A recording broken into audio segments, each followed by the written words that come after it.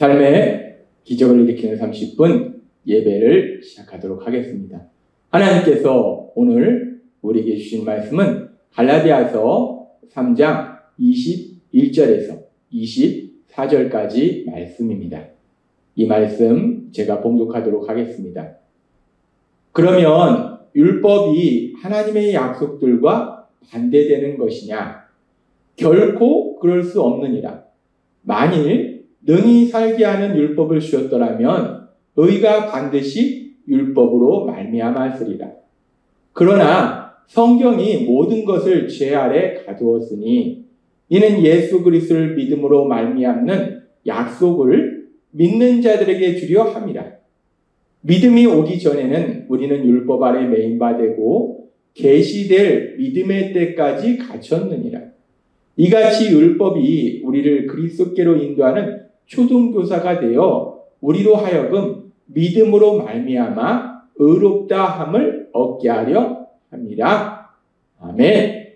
오늘 이 시간 우리 사랑하신 하나님 우리에게 말씀하실 때 하나님의 말씀을 듣기 전에 잠시 기도하는 시간 갖도록 하겠습니다. 좋으신 하나님 감사합니다. 오늘도 저희의 연약함을 아시기에 저희에게 진히 찾아오시고 오늘도 하나님이 주신 그 말씀들이 진정 무엇을 의미하는지 그 말씀들 속에 숨어있는 하나님의 그 놀라우신 사랑에 대해서 다시 한번 깨닫게 하시고 그래서 그 사랑을 믿음으로 이 땅을 담대하게 살아갈 수 있도록 은혜 베풀어 주시니 감사합니다. 예수님의 이름으로 감사하며 기도드리옵나이다. 아멘. 하나님께서는 어제 우리에게 말씀하셨어요. 하나님께서 아브라함에게 약속하시고 그 약속하신 430년이 지난 이후에 이제 아브라함의 후손인 이스라엘 백성을 출애굽시키시고 그들에게 하나님의 말씀인 율법을 주셨는데 그 율법을 주신 목적이 무엇인가? 율법에 주신 목적은 사람들이 죄를 짓고 있음을 깨닫도록 하시기 위해서 죄를 짓고 있으면서도 자신들이 죄를 짓고 있다는 것을 깨닫지도 못하고 따라서 인정하지 않고 회개하지 않고 여전히 죄 속에 있는 사람들의 삶을 불쌍히 여기시기에 그 죄를 깨닫도록 하시기 위해서 율법을 주셨다라고 말씀하셨어요. 그렇게 하나님께서 율법을 주신 목적은 사람들이 죄를 깨닫도록 하시기 위한 것인데 그러면서 계속해서 우리가 갈라디아서 3장 21절의 말씀을 보면 하나님께서 이렇게 말씀합니다. 그러면 율법이 하나님의 약속들과 반대되는 것이냐? 결코 그럴 수 없느니라. 만일 능히 살게 하는 율법을 주었다면 의가 반드시 율법으로 말미암았습니다. 그렇게 율법은 사람들이 자신의 죄를 깨닫도록 도와주고자 하나님이 율법을 주셨는데 그렇다면 그 율법과 하나님의 약속과 반대되는 것이냐라고 질문해요. 하나님의 약속은 사람들이 죄에서 자유함을 누려서 복을 누리게 되는 것이고 율법은 사람들이 죄를 깨닫도록 하시는 거예요. 그러면 율법은 하나님의 약속과 반대되는 것이냐? 라고 질문하면서 그 질문에 대해 답도 줍니다. 결코 그럴 수 없느니라 라고 말해요. 즉 사람들이 죄를 짓고 있음을 깨닫도록 하는 그 율법은 사람들이 죄에서 자유함을 누려서 복을 받도록 하신 하나님의 약속과는 결코 반대가 아니라는 거예요. 그래서 우리가 이 말씀에 대해서 이제 조금 더 깊이 하나님께서 말씀하실 때 갈라디아 3장 22절의 말씀을 우리가 살펴보면 그러나 성경이 모든 것을 죄 아래 가두었으니 이는 예수 그리스도를 믿음으로 말미암는 약속을 믿는 자들에게 주려 합니다. 성경이 모든 것을 죄 아래 가두었다라는 말씀은 성경이라는 것은 율법의 말씀을 의미해요. 하나님의 말씀을 의미해요. 하나님이 모든 것을 하나님의 말씀, 그 율법이 죄 아래 가두었다. 이 말씀은 뭐냐면 율법의 말씀은 모든 사람들이 죄를 짓고 있음을 깨닫게 하신다는 거예요. 그렇게 하나님의 말씀, 율법이 모든 사람들이 죄를 지었음을 깨닫게 함으로 인해서 그리스도를 믿음으로 말미암는 약속을 믿는 자에게 주려 합니다. 믿음으로 의롭게 된다는 그 하나님의 약속, 그 약속, 믿음으로 하나님이 주신 복을 누리게 된다는 그 약속을 믿는 자들이 그 약속을 그대로 받게 하기 위해서 성경이 모든 것을 죄 아래 가두었다. 율법이 모든 사람들이 죄를 지었음을 깨닫게 하시는 것이다 라고 말씀한다. 우리가 이 말씀을 이해할 수 있는 것 같기도 하고 없는 것 같기도 하고 도대체 이 말씀이 무슨 말씀을 의미하는 걸까? 우리가 좀 혼란스럽어요. 근데 우리가 이 말씀에 대해서 지금 이 말씀을 보니까 그렇구나. 율법이 사람들이 죄를 지었음을 깨닫게 함으로 인해서 하나님의 약속인 믿음으로 의롭게 되는 그 약속이 사람들의 삶 속에 이루어지는구나 라는 걸 알 수 있어요.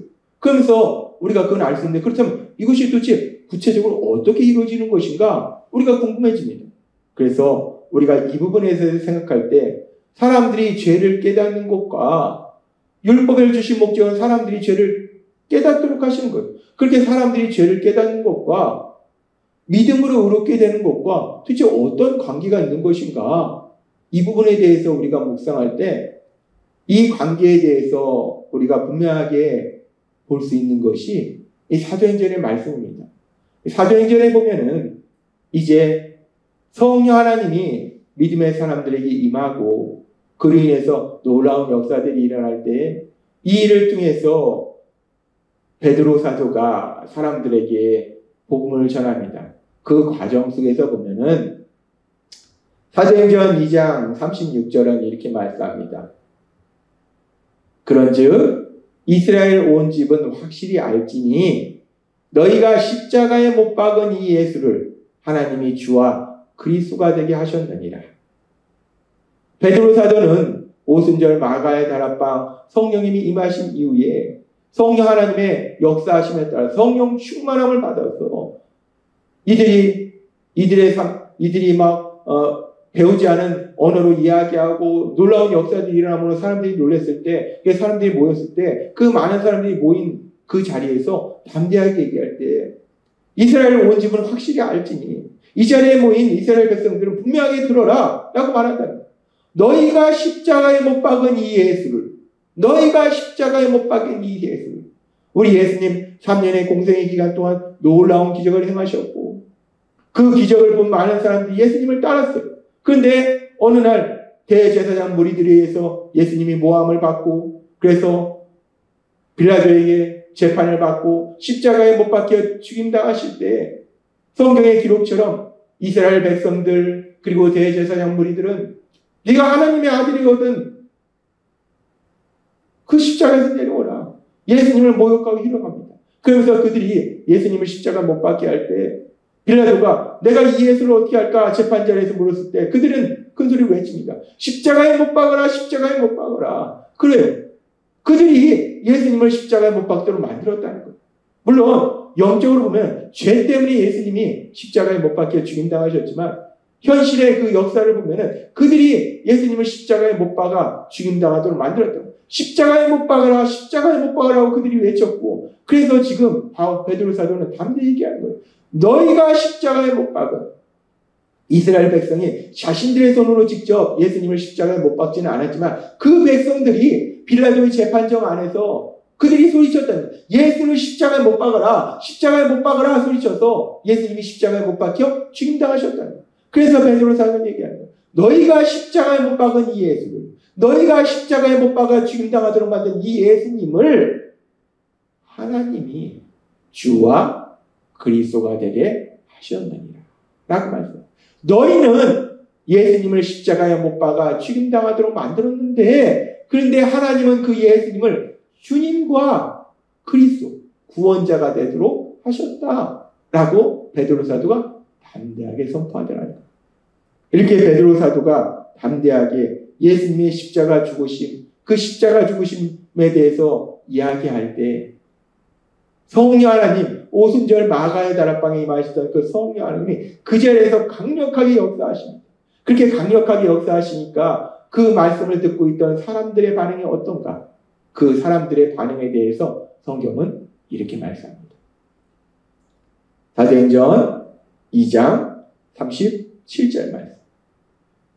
그들이 이 말을 듣고 마음에 찔리고 놀라운 기적이 일어납니다.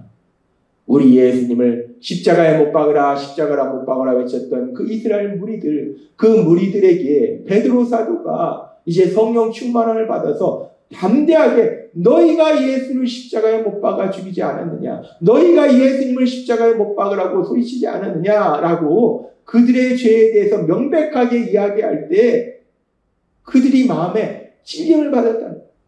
마음에 찔렸다는 것은 그들이 우리가 엄청난 죄를 지었구나. 하나님이 구원자와 주님으로 보내신 그 예수님을 우리를 구원하시기 위해서 보내신 그 예수님을 우리가 십자가에 못 박아 죽임당하도록 만들었구나. 야, 우리가 엄청난 죄를 졌구나. 마음에 찔려라는 말씀은 그들이 자신의 죄를 깨닫게 되더라는 거예요.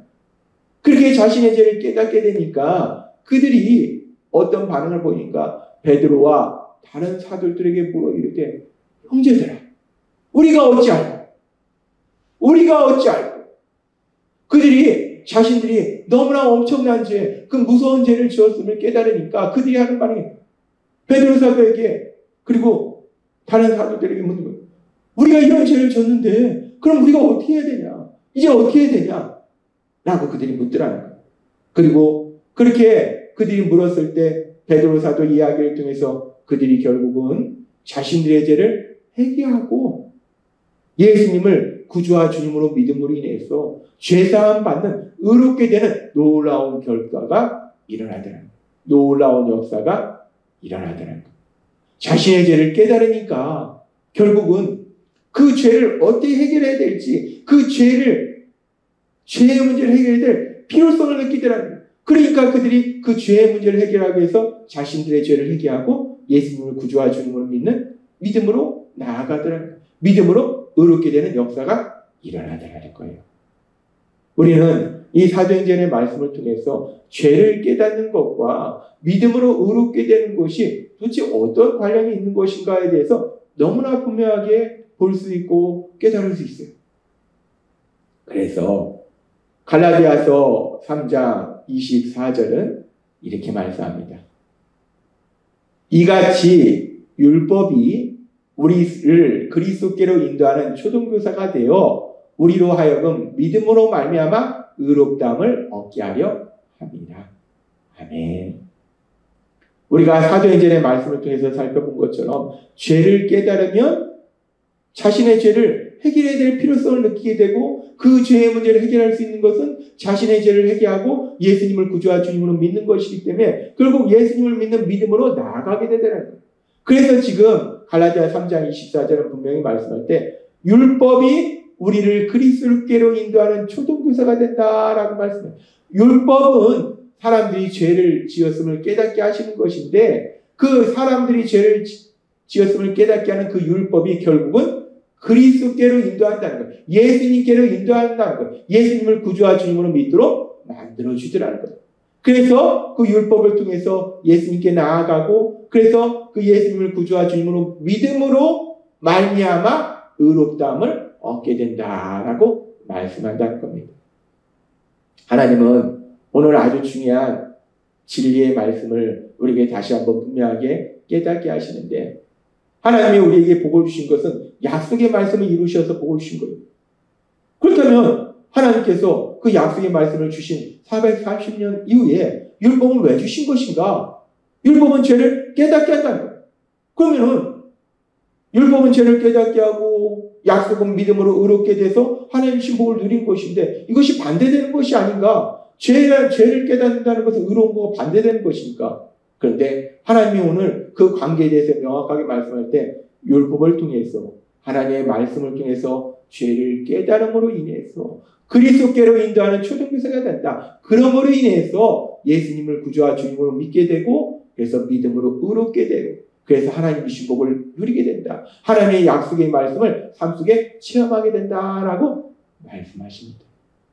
오늘 주신 말씀처럼 우리가 하나님이 주신 율법의 말씀들, 하나님의 말씀들, 그 하나님의 말씀들을 통해서 우리 죄를 깨닫고 예수님을 구주와 주님으로 믿음으로 인해서 의롭다함을 받아서 이제 하나님께서 주신 복을 마음껏 누리시는 여러분이 되시길 주님의 이름으로 축원합니다. 기도하겠습니다. 하나님 아버지 감사합니다. 오늘 주신 말씀처럼 우리 죄를 깨닫게 하는 율법, 그 율법을 주신 물로 인해서 결국은 우리가 죄를 깨닫고 우리를 죄에서 구원하시기 위해서 이 땅에 오신 예수님, 그 예수님을 구주와 주님으로 믿음으로 인해서 의롭다함을 받아 하나님 안에서 하나님의 신복을 마음껏 누릴 수 있도록 은혜 베풀어 주님 감사합니다. 예수님의 이름으로 감사하며 기도드리옵나이다. 아멘. 이 시간도 우리를 사랑하신 하나님, 그 하나님 주신 말씀을 묵상하면서 조용히 기도하는 시간 갖도록 하겠습니다.